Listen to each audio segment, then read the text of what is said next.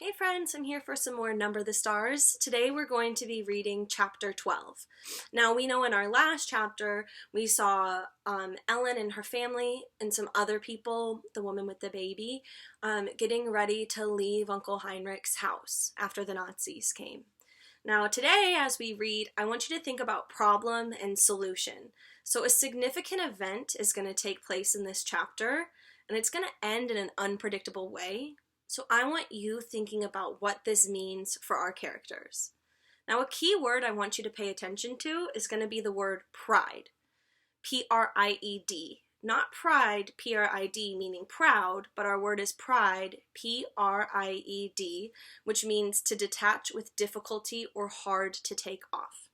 So we are on chapter 12, which should be on about page 95 for you, called Where Was Mama? Mr. Rosen tripped on the loose step outside the kitchen door. His wife grasped his arm, and he regained his balance.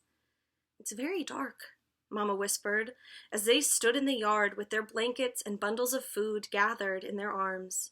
"And we can't use any kind of light.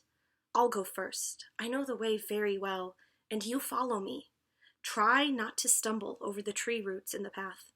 Feel carefully with your feet. The path is uneven. And be very, very quiet," she added, unnecessarily. The night was quiet, too. A slight breeze moved in the tops of the trees, and from across the meadow came the sound of the sea's movement, which was a constant sound here and had always been. But no birds called or cried here now, in the night. The cow slept silently in the barn, the kitten upstairs in Kirsty's arms. There were stars here and there, dotting the sky among thin clouds, but no moon.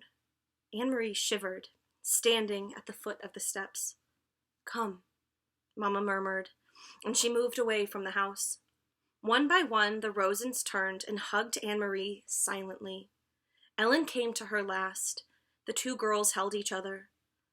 "I'll come back someday," Ellen whispered fiercely. "I promise." "I know you will," Anne-Marie whispered back, holding her friend tightly. Then they were gone. Mama and the Rosens. Anne-Marie was alone. She went into the house, crying suddenly, and closed the door against the night. The lid of the casket was closed again. Now the room was empty. There was no sign of the people who had sat there for those hours. Anne-Marie wiped her eyes with the back of her hand. She opened the dark curtains and the windows. She curled once more in the rocker, trying to relax. She traced their route in her mind. She knew the old path, too. Not as well as her mother, who had followed it almost every day of her childhood, with her dog scampering behind.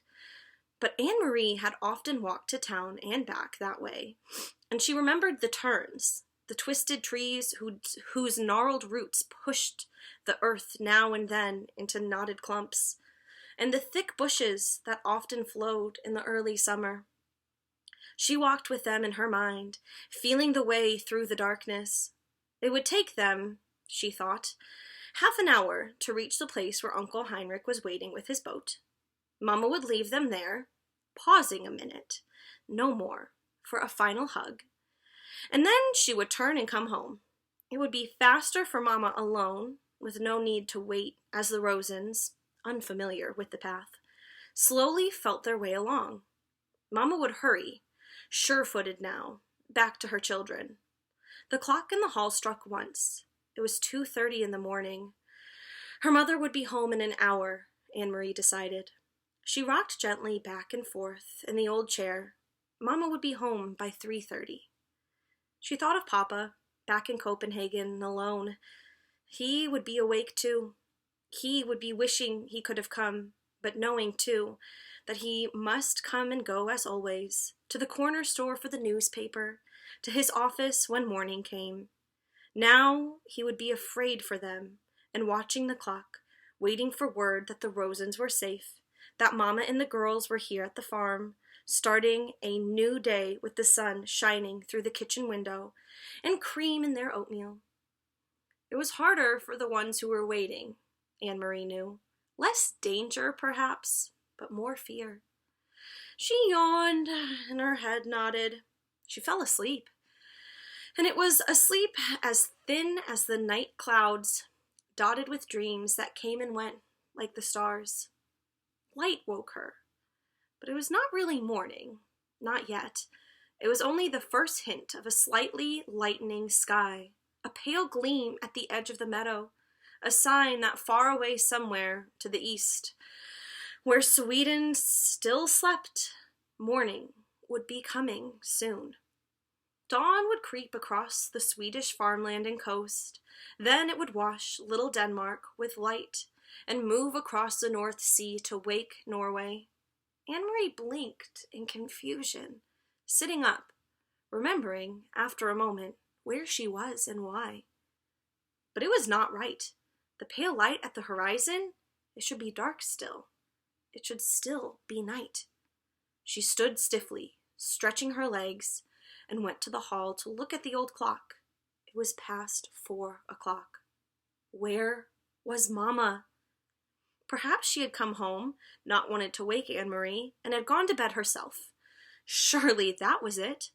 Mama must have been exhausted. She had been up all night, had made the dangerous journey to the boat, and returned through the dark woods, wanting only to sleep.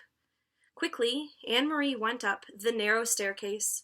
The door to the bedroom, where she had slept with Ellen, was open. The 2 small beds were neatly made, covered with the old quilts, and empty. Beside it, Uncle Heinrich's door was open too, and his bed too was unused and empty. Despite her worry, Anne-Marie smiled slightly when she saw some of Heinrich's clothes crumpled in a chair and a pair of shoes caked with the barnyard dirt lying on the floor. He needs a wife, she said to herself, imitating Mama. The door to the other bedroom, the one Kirsty and Mama were sharing, was closed. Quietly, not wanting to wake them, Anne-Marie pushed it open. The kitten's ears moved, standing up straight, its eyes opened wide, and it raised its head and yawned. It pried itself out of Kirsty's arms, stretched, and then jumped lightly to the floor and came to Anne-Marie. It rubbed itself against her leg and purred.